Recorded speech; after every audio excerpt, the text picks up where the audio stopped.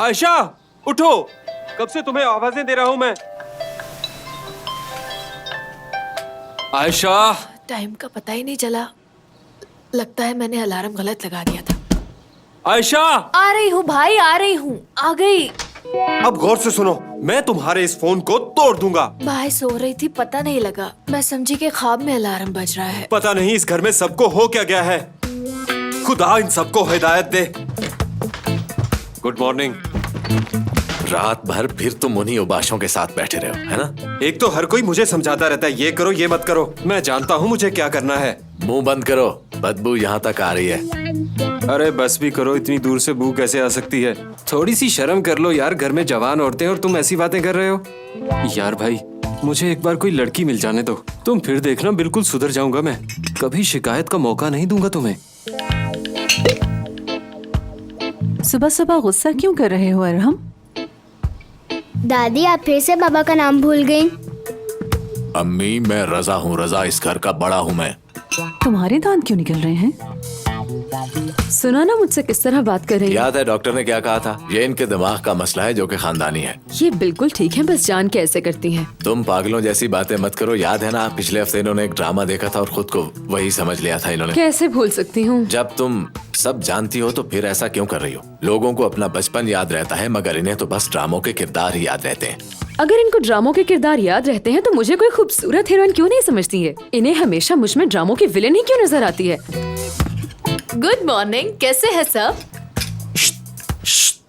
ये क्या पहना है? इस तरह की पैंट पहनकर ऑफिस जाओगी? आंटी कितनी अच्छी लग रही है, जैसे ड्रामों की हीरोइन होती हैं। भाई क्या हुआ है? मैं रोजाना इसी तरह की पैंट्स पहनती हूँ। जरा देखें तो कितनी टाइट पैंट पहनी हुई है इसने। इसे समझाएं कि खुले कपड़े पहना करे। भाई, शरीफ घर की लड़कियां ऐसे कपड़े पहनकर बाहर नहीं जाया करती। भाई आप ही कुछ कहें, मुझे देर हो रही है। सुना ना क्या कहा इसने? जाओ और जाकर कपड़े बदल के आओ। लेकिन भाई ये आयशा, तुम जाती क्यों नहीं? चलो जाओ, कपड़े बदल कर आओ। शाबाश। ये उस ब्राउन बालों वाले की वजह से है। कौन सा ब्राउन बालों वाला? वो जो साथ वाली गली में रहता है, क्या नाम है? फरूक की बात कर रही है, जो तरखान का बेटा है और आयशा के साथ स्कूल में भी पढ़ता था, है ना?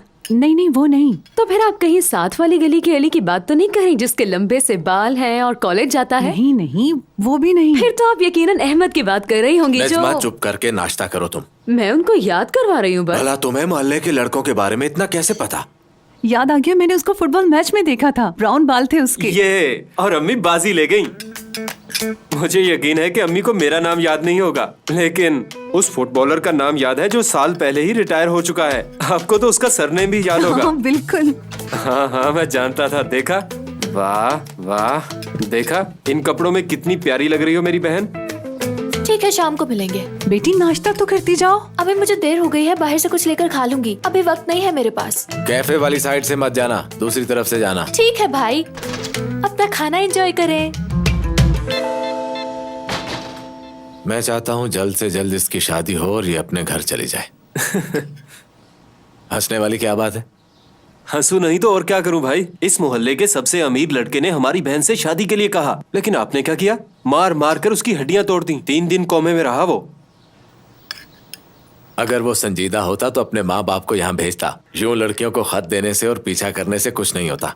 हम अपनी बहन के लिए कोई शरीफ सा लड़का ही ढूंढेंगे।